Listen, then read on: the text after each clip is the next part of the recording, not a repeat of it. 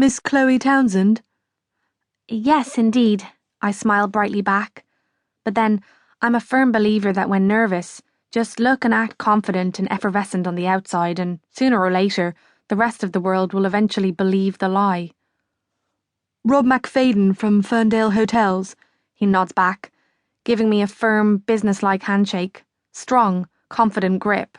Good to meet you, and thanks so much for coming along today, especially at short notice. Here, grab a seat. I do as he says, but then Rob McFadden from Ferndale Hotels is someone you just automatically do what you're told around. Even guests who've paid handsomely for the privilege, I'd hazard a guess. Okay if I call you Chloe? Sorry, but as you probably know, I'm not so big on formality. Yes, that's fine. Not so big on formality, I think. Rob McFadden is famous for coming to work in jeans and trainers, almost like he was in such a rush to get there, he ended up sprinting. Rumour has it he's frequently acted as impromptu doorman/receptionist and even barman on the rare occasions when he feels things aren't being done snappily enough in his hotel chain. Received myth is that at a wedding in his Parisian hotel, he once jumped in and acted as a sous chef for the night on account of they were one man short in the kitchen. Yep, an unpredictable man by all accounts. Great, he nods curtly back at me.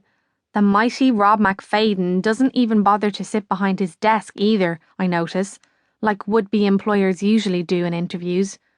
Instead, he just rolls up his sleeves and perches casually on the edge of it, as if he's already decided this meeting will take no longer than 3 minutes, so the application of his bum to the seat is just a waste of time. So I have your CV here, Chloe, and my HR team tell me it's all looking pretty good. Well, he throws in briskly, obviously it's a glowing CV, otherwise you'd hardly have got through my door in the first place. Well, thank you, I smiled tautly, although I'm not actually certain he meant it as a compliment. Suddenly, the nervy tension between us is shattered as his phone rings. He whips it out of his pocket, checks the number, then rolls his eyes. Sorry, but do you mind if I take this? It's my locations manager in Italy, and it's more than likely an emergency. Then, with a wry smile, he adds, It inevitably is. Of course not. I smile overly brightly to compensate for sheer antsiness. Please, go right ahead. He takes the call, giving me the chance, for the first time, to really get a half-decent look at the guy. A lot younger than I'd have thought, is my initial impression. Early 40s at most, salt and pepper, slightly greying hair, long skinny build, well-travelled, lean, all angles.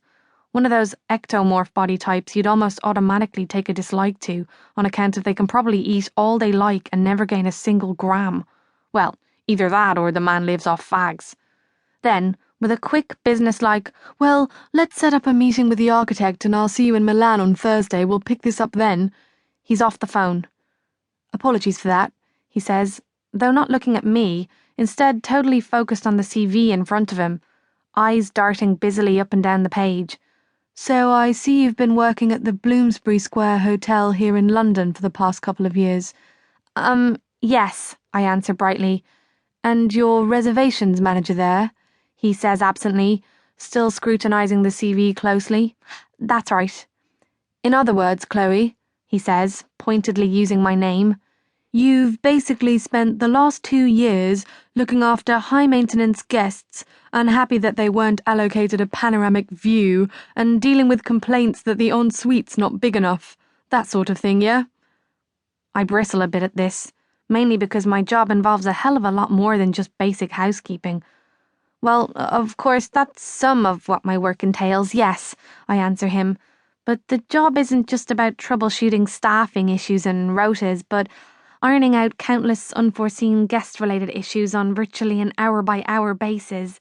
And don't even get me started on the guests that needed to be handled, in much the same way that you'd handle nitroglycerine, I'm about to tell him.